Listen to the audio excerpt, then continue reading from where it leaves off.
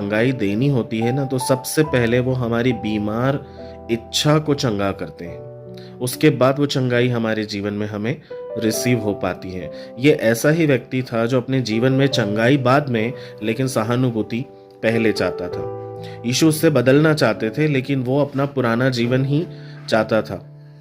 यीशु मसीह समस्या को पहचान चुके थे, लेकिन परमेश्वर जो है उसके जीवन में उद्देश्य को देना चाहते थे, लेकिन ये जो मनुष्य था ये अपनी पुरानी पहचान में ही रहना चाहता था। हम इस व्यक्ति के बारे में जानते हैं, ये सिर्फ वेट कर रहा है कि कोई आए और इसे जब पानी हिले तो उसमें उतार दे, परंतु ऐसा संभव नहीं हो पाया।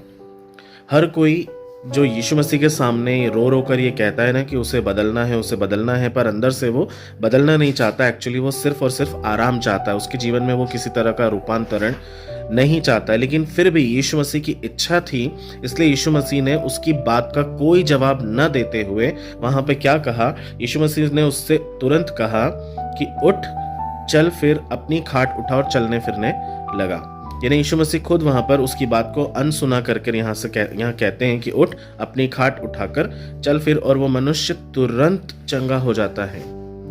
38 साल की बीमारी 38 सेकंड से भी कम में परमेश्वर ठीक कर देते हैं। यानी कहने का मतलब यह है कि परमेश्वर चुटकियों में आपके लिए काम करना चाहते हैं, बजाय इसके कि आप इतने वर्षों से उन बहानों को लेकर बैठे हैं। कई बार हम हमारे जीवनों में बहुत सारे बहानों को लेकर बैठे रहते हैं। ऐसा नहीं होगा तो ऐसा हो जाएगा, वैसा करेंगे तो वैसा हो जाएगा। मेरे प्रियो, परमेश्वर कभी भी आपके बहानों के आधार पर आपके जीवन में काम नहीं कर सकते हैं, क्योंकि उन्होंने आपको इच्छा शक्ति दी है। वो इच्छा शक्ति जिससे आप स्वयं अपने निर्णय ले सकते हैं। यदि आप सच में चाहते हैं कि परमेश्वर आपके जीवन में काम करें, तो आपको इस व्यक्ति के समान नहीं होना है।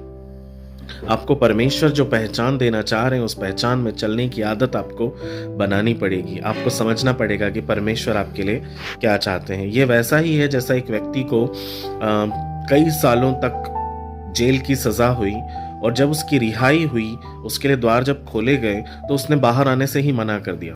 उसने कह दिया कि मुझे नहीं आना है, क्योंकि अब यही मेरी पहचान बन चुकी है। मेरे प्रियो, पुराने जीवन को पकड़कर बैठे रहना छोड़ें और परमेश्वर की नई पहचान में आगे बढ़ें, क्योंकि परमेश्वर का वचन बहुत साफ रूप से हमसे कहता है कि अब जो परमेश्वर में है, प्रभु यीशु मसीह में है, वो नई सृष्टि है और उस पर दंड की कोई आज्ञा नहीं है। मेरे प्रियो, परमेश्वर ने हमारे सारे पाप श्राप क्षमा कर दिए। अब उसने हमें एक नया जीवन दिया है, और उस जीवन के अनुसार हमको हमारा जीवन जो है, हमारा उद्देश्य जो है वो सेट करना पड़ेगा, तभी परमेश्वर हमारे जीवन में आगे